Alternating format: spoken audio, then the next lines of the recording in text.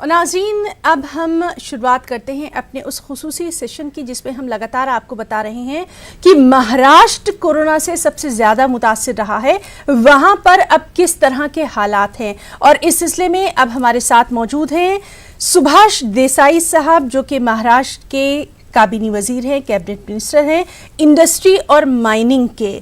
सुभाष देसाई साहब, आपका बहुत बहुत वेलकम करना चाहेंगे न्यूज़ 18 उर्दू में। हाँ, नमस्कार जी। सुभाष जी, सबसे पहले तो बहुत शुक्रिया अदा करना चाहेंगे, इतना कीमती वक्त आप जो है वो हमें दे रहे हैं, लेकिन ये शायद वक्त की ज़रूरत भी है। हम देख रहे हैं कि महाराष्ट्र सबसे ज़्यादा मुतासिर रही है और जो हमारी राजधानी है मुंबई, वहाँ पर कोरोना के केसेस सबसे ज़्यादा देखे गए। आपका रिएक्शन जानना चाहेंगे।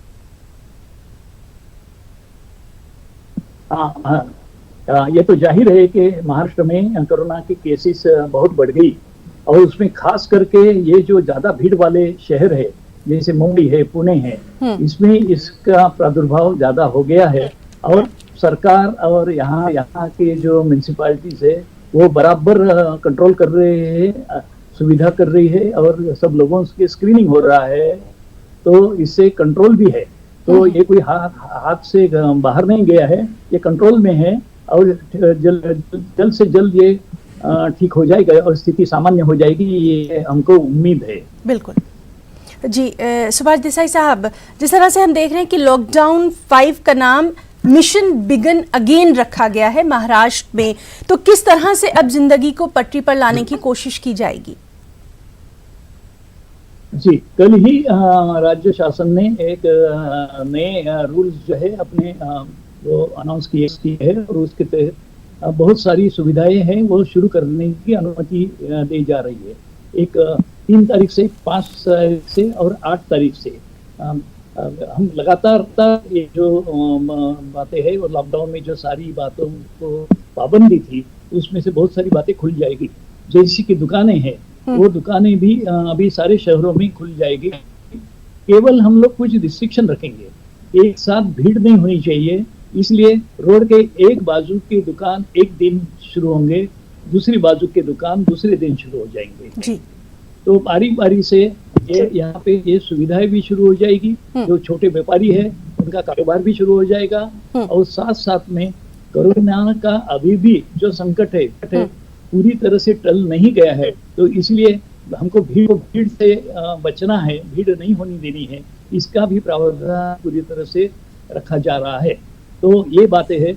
हम अभी एक खास निर्णय लिया गया है कि अब तक तो लोगों को घूमना है, जैसे मॉर्निंग वॉक होता है, जॉगिंग होती है, उस पर भी पाबंदी थी, वो पूरी तरह से हटाई दी गई है। तो लोग अपने फिटनेस के लिए, अपने स्वास्थ्य के लिए ये एक्सरसाइज कर सकेंगे। पाबंदी यह है कि उन्होंने ग्रुप में नहीं करना है, अकेले अकेले ये सब व्यायाम करना है। इसी के साथ में वाहनों की जो यातायात है वो भी खुली कर दी जा रही है। तो इस तरह से जनजीवन जो है वो सामान्य अभी होने की तैयारी में है और लोगों ने इस सारी बातों का स्वागत किया है कि जो छूट मिल रही है, इससे जो जीवन रुक से जैसे गया था वो अभी रुकावटें कम हो रही है। तो राज्य शासन इसके लिए पूरी प्रयास कर रही है कि तकलीफ भी कम हो जाए और साथ साथ में कोरोना का कंट्रोल जो है वो भी बरकरार रहे। तो इस तरह से बैलेंस रखने की कोशिश है। जी, बिल्कुल ठीक आपने कहा कि बहुत ज़रूरी हो गया है अब ज़िंदगी को आगे बढ़ाना भी। चूँकि आप इंडस्ट्री और माइनिंग से जुड़े हुए हैं, इसलिए आपसे जानना चाहेंगे क्या कुछ खास रोड मैप है आगे के लिए? बिल्कुल, हम ये सोचते हैं कि जैसे संकट आता है तो साथ साथ से मौके भी आ जाते हैं और ये मौकों को ढूंढ करके उनका पूरी तरह से अगर फायदा उठाया जाएगा तो हम इंडस्ट्री के क्षेत्र में ज़्यादा रोजगार लोगों के लिए मुहैया कर सकते हैं। और यही हमारा ध्येय है, हमारा लक्ष्य है कि ज़्यादा से ज़्यादा लोगों को इससे नौकरियां प्राप्त होंगी। और इसको ध्यान में रखते हुए हमने हमारी इंडस्ट्री की एक पॉलिसी, बहुत ही अच्छी इंडस्ट्री और इन्वेस्टर फ्रेंडली पॉलिसी बनाई है।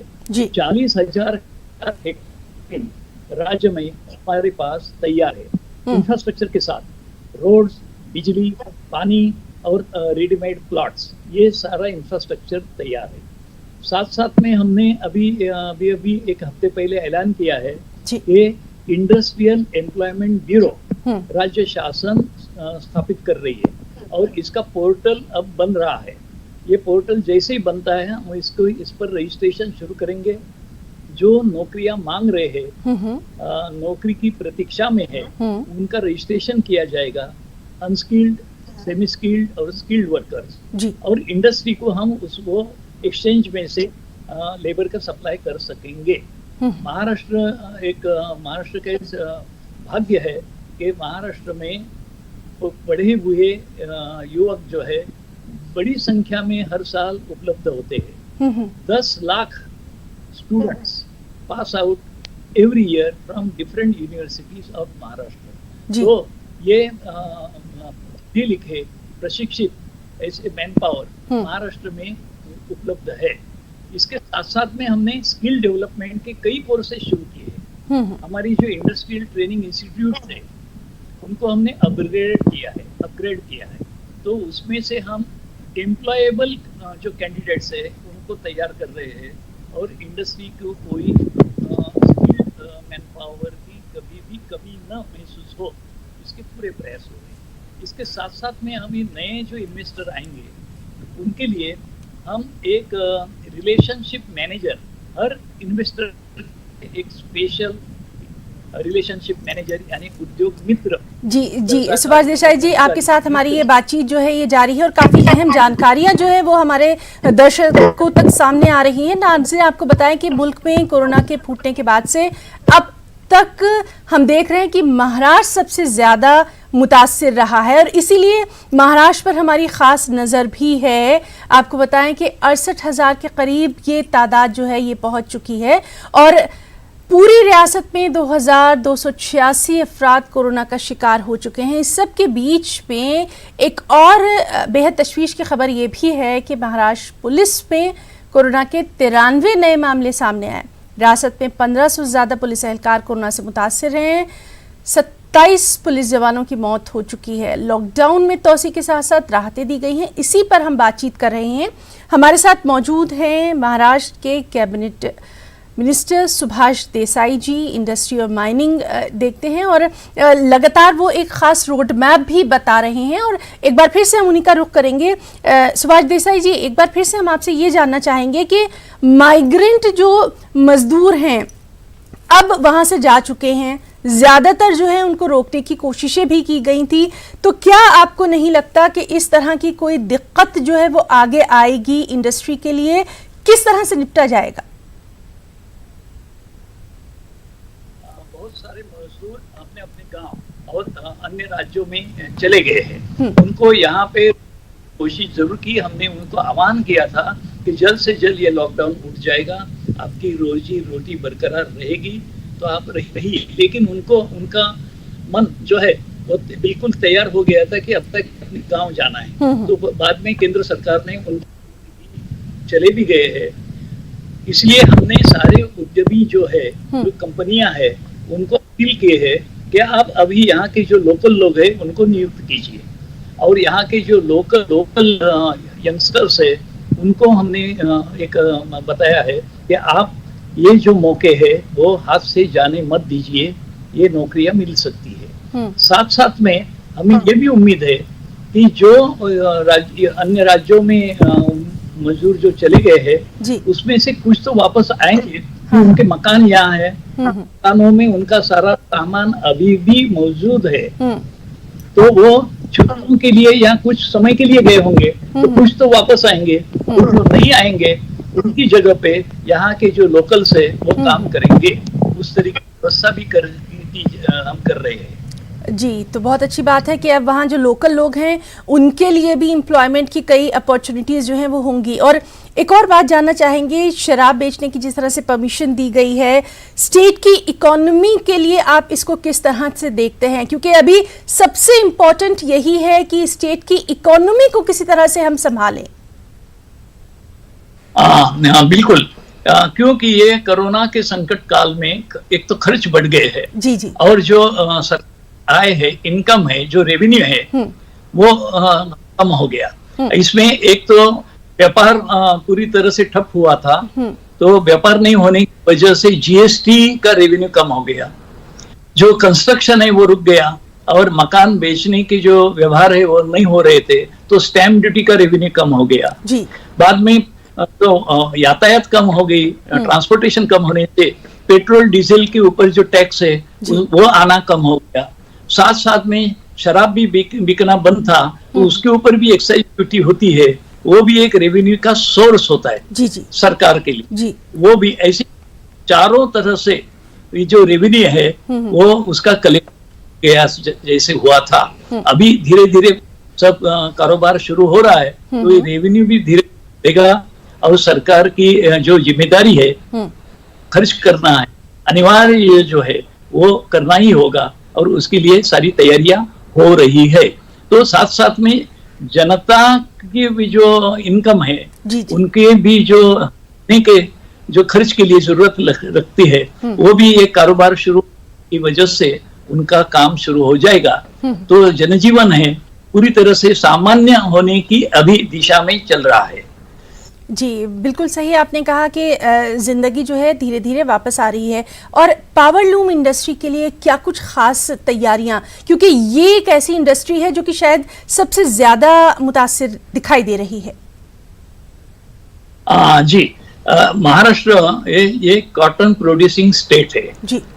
देश में जितने राज्य है जहाँ कॉटन की निपज होती है महाराष्ट्र उसमें आगे है, लेकिन यहाँ का कॉटन ज्यादा करके बाहर जाता है, यहाँ वैल्यू एडिशन होता है, लेकिन और वो वैल्यू एडिशन बढ़ाने का मतलब farm to fiber, fiber to fabric, fabric to fashion, ये पूरी एंड टू एंड एक चेन बनाने की हमारी कोशिश है, और इसके लिए हमने टेक्सटाइल पार्क्स शुरू किए हैं और अब आगे बढ़ा रहे हैं। साथ साथ में अभी ये कोरोना के संकट से जूझने वाले जितने देश है वहां से ऑर्डर्स आना शुरू हुआ है।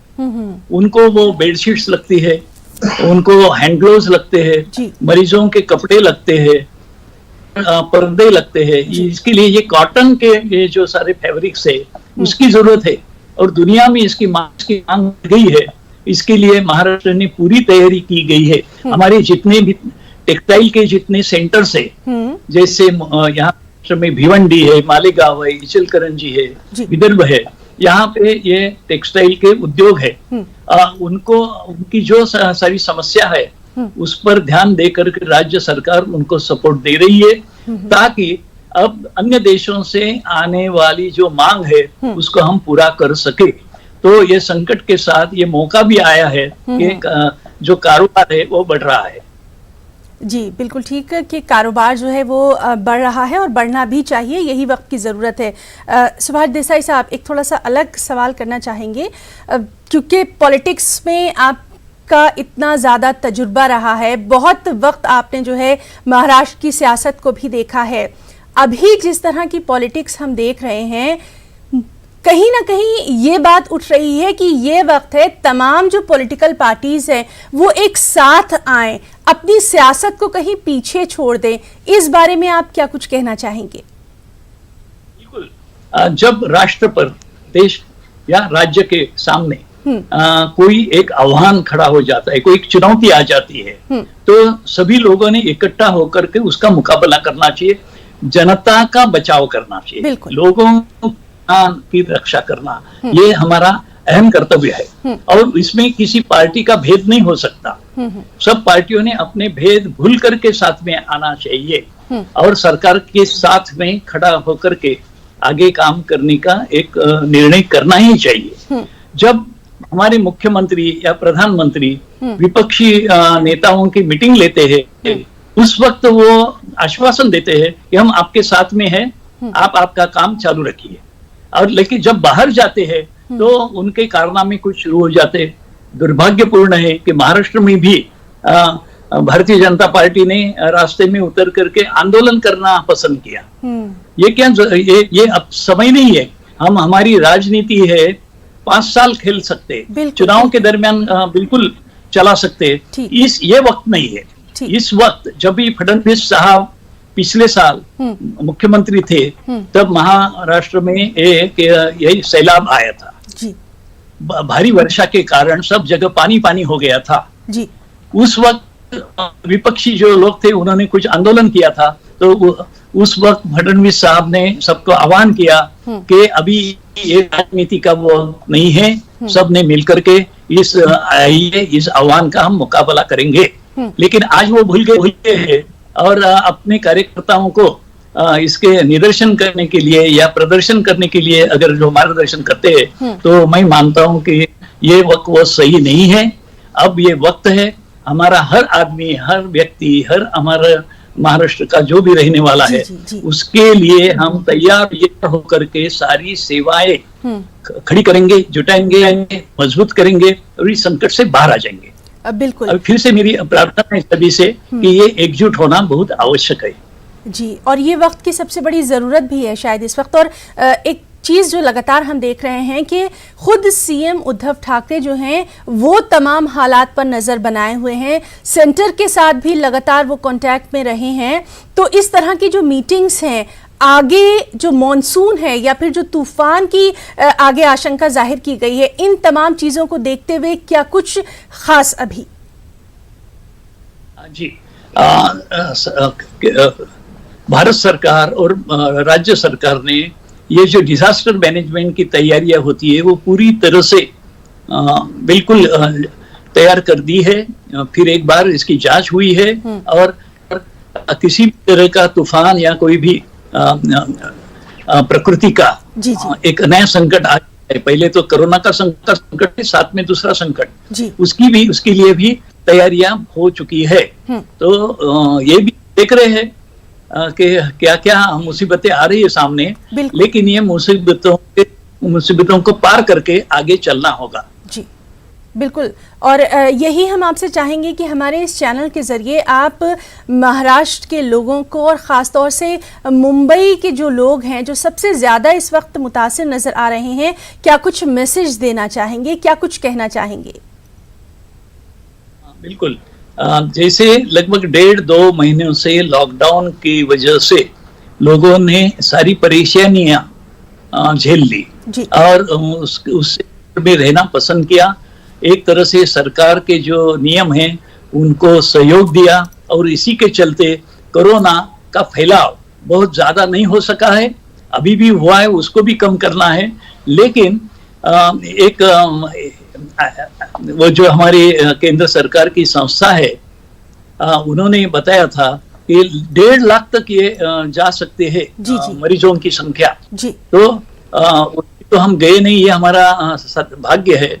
लेकिन इसके लिए जिम्मेदार अगर कोई है या किसका श्रेय है तो जनता का है। इस जनता ने ये सारी बातों के लिए सहयोग दिया, तो आगे भी अभी हम संकट से मुक्त नहीं हुए। बिल्कुल बिल्कुल। ये जो कम कर दी गई, जो कुछ छूट दी गई आने जाने के और प्रवास करने के लिए, इसका मतलब ये कि अभी हम संकट से बाहर हो गए, अभी भी संकट मंडरा रहा है। तो लोगों ने सहयोग देना चाहिए, सोशल डिस्टेंसिंग रखनी चाहिए, मास्क वापरना या सैनिटाइजर का इस्तेमाल करना, ये सारी बातें साथ साथ में चलेगी और एक तरह से एक हमारी जीवन की शैली बन गई है। तो इसके लिए भी लोगों ने सहयोग देना शुरू रखना चाहिए, ये हमारा सबसे आह्वान है।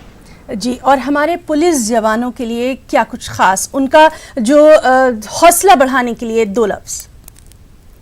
पुलिस और जो हमारे कोविड के योद्धा है जैसे डॉक्टर, नर्सेस और खास करके पुलिसकर्मी जो ऐसी जगह पे इस धूप में 12-12 घंटे खड़े होकर के ये नौकरी क्या कर रहे, सेवा कर रहे। बिल्कुल बिल्कुल। और वहाँ के कहाँ के स्लम के एरिया में ऐसी कोई जगह है जहाँ उनके लिए टॉयलेट की भी सुविधा नहीं, तो कॉमन टॉयलेट यूज करते हैं और यहाँ के लोगों की भीड़ में उनका बंदोबस्त करना, इसके कारण वो भी खुद मरीज बन जाते हैं। तो ये बड़ी एक चिंता का विषय है और इनके लिए सरकार की तरफ से हर तरह की सुविधा, उनको सपोर्ट, उनकी ट्रीटमेंट पर ध्यान दिया जा रहा है और कम से कम उनको इसकी बाधा हो। तो ये तमाम बातें जो हैं ये वक्त की बेहद अहम ज़रूरत है। और सुभाष देसाई साहब, बहुत बहुत आपका शुक्रिया अदा करना चाहेंगे कि आपने अपने इतने बिजी शेड्यूल में से भी इतना वक्त निकाला और हमारे साथ बात की। बहुत बहुत शुक्रिया आपका तमाम तर बातचीत के लिए। और इस पेशकश में इतना ही। आदाब।